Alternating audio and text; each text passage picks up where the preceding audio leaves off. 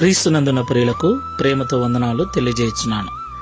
April నెల 18వ తేదీ 2025. ఈరోజు దేవుడు మనకు చేస్తున్న వాగ్దానం ఏమిటనగా రోమపత్రిక 6వ అధ్యాయము 23వ వచనం. ఏలయనగా పాపము వలన వచ్చు జీతము మరణము, అయితే దేవుని కృపావరము మన ప్రభు అయిన యేసునందు నిత్య జీవము. ఆమెన్.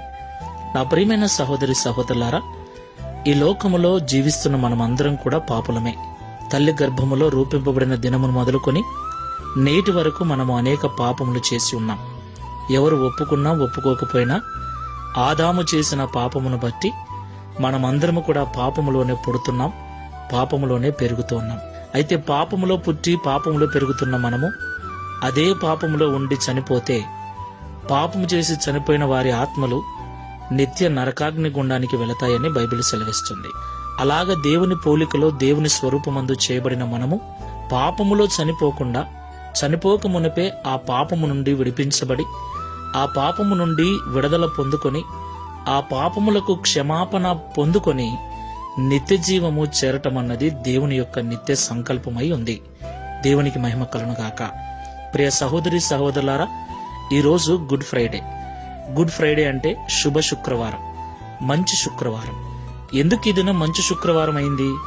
అవును, ప్రపంచ మానవాళి పాప విమోచన కొరకు రక్షకుడైన యేసుక్రీస్తు ప్రభుల వారు మరణించాడు గనక ప్రపంచంలో ఉన్న మానవ జాతిని పాపము నుండి విడిపించి నిత్య జీవానికి వారసులను చేశాడు గనక ఈ రోజు మనకు శుభ శుక్రవారం అయింది. ఆ విషయాన్ని నమ్మి విశ్వసించిన మనమందరము కూడా నిత్య జీవానికి వారసులమై ఉన్నాం. దేవునికి మహిమ కలుగును గాక. కాబట్టి నిత్య జీవానికి వారసులమైన మనము మరలా పాపము జోలికి పోక దేవుడిచ్చిన పరిశుద్ధతను కాపాడుకుందాం. ప్రార్థన చేసుకుందాం. పరిశుద్ధమైన తండ్రి, ప్రేమ స్వరూపుడమైన ప్రభువా, పరిశుద్ధమైన మీ నామమునకు స్తోత్రములు చెల్లిస్తున్నాం.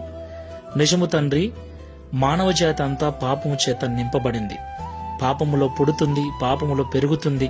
అయితే పాపములోనే ఉండి చనిపోకుండా మనుషులను పాపం నుండి విడిపించటానికి నరావతారిగా భూమి మీదికి వచ్చి ప్రపంచ మానవాళి పాప విమోచన కొరకు శిలువలో మరణించిన దినం ఈ దినం. ఈ నీ మరణ దినాన్ని శుభ శుక్రవారముగా జరుపుకొనుటకు మాకందరికీ మీరు ఇచ్చినటువంటి విశ్వాసమును బట్టి స్తోత్రాలు.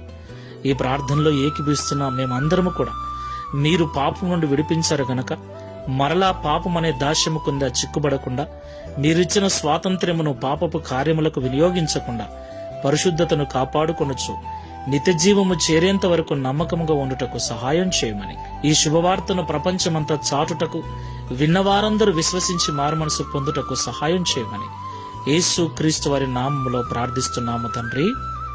Amen. Praise the Lord. God bless you.